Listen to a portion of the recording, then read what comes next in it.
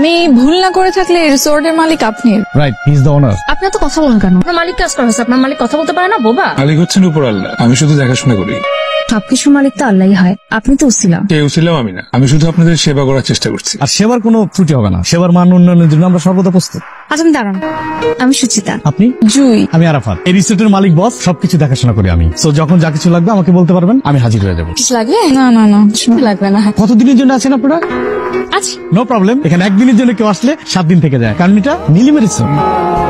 কই গেল না ছেলেটা? বাদ দে না। এক্সকিউজ মি ম্যাম, কারো পারমিশন ছাড়া ক্যামেরার সাবজেক্ট করাটা এটা ডেফিনেটলি ক্রাইম। আপনি প্লিজ, আপনি যেগুলো ক্যাপচার করছেন একটু দেখান। এখানে কোনো আপত্তিকর কিছু থাকলে অন দ্য স্পটে।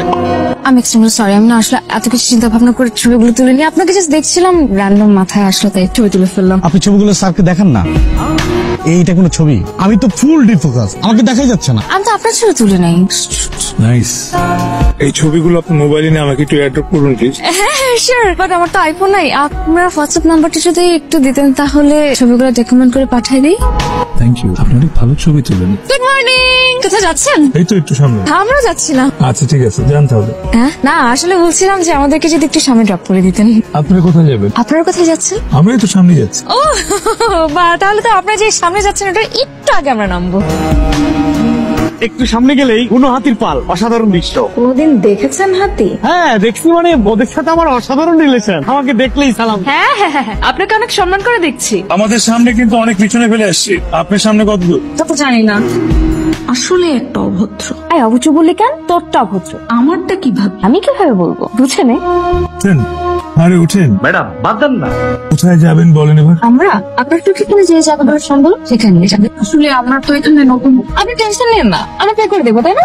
এক্সকিউজ মি ম্যাডাম, আমার স্যারকে আপনি টাকা দিয়ে কিনতে পারবেন। এই আপনার অনেক কথা বলেন, বুঝছেন? আমার চোখে তো পুরো পৃথিবীটাই শুনে। আমি গাড়ি চালাতে থাকি, যেখানে নামতে ইচ্ছে করবে আপনি বলবো।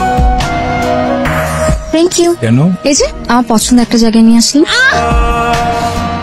হাই আপনি? হাই। ঠিক আছেন আপনি? ও ভাই একটু ব্যথা আছে। এটা আপনার জন্য। এগুলো কি? ফ্লাস্কে আদা আর গরম পানি আছে, যেটা খেলে আপনার পা ফুলে যাওয়ার সম্ভাবনা থাকবে। আদা হচ্ছে প্রাকৃতিক প্রধান নাশক। আর পেঁপেটাও খাবেন, কিন্তু এটা তো অ্যান্টি ইনফ্লেমেটরি ক্যারেক্টারিস্টিক্স আছে, যেটা ওই যে আপনার পার জয়েন্টে যদি কোনো ব্যথা থাকে সেটা কমাতে সাহায্য করে। আপনি ডক্টর? না। শুনুন, গুড ইভিনিং। আপনার পায়ের কি অবস্থা? একদম পারফেক্ট। ওরে ব্যথা। এখানে এখানে কিসে দিলাম? কিসে কামড় দিচ্ছে। কোথায় আপনার? কোথায়? ওনাকে না, আমাকে কামড় দিচ্ছে। ও স্যার, ওনাকে কেমন কি হয়েছে? কামড় দিচ্ছে। কি কামড় দিছে? কি কামড় দিচ্ছে আসলে? কিছু একটা কামড় দিয়েছে, কিছু একটা কামড় দিচ্ছে, বাট কামড় দিচ্ছে আমাকে। কিছু একটা। সে কিছু একটা কি, সেটা তো না জানি চিকিৎসা করা যাবে না। আপনি বেশি কথা বলেন, সারাক্ষণ খালি পক পক করতেছে। আপনাদের রিসোর্টের মধ্যে এত বড় বড় মশা, এগুলো তো আপনার চোখে পড়বে না। সারাক্ষণ খালি আজের কথা। আপনি জানেন না এই মশার জন্য না আমি আরেকটুর জন্য মরে যেতে নিচ্ছিলাম।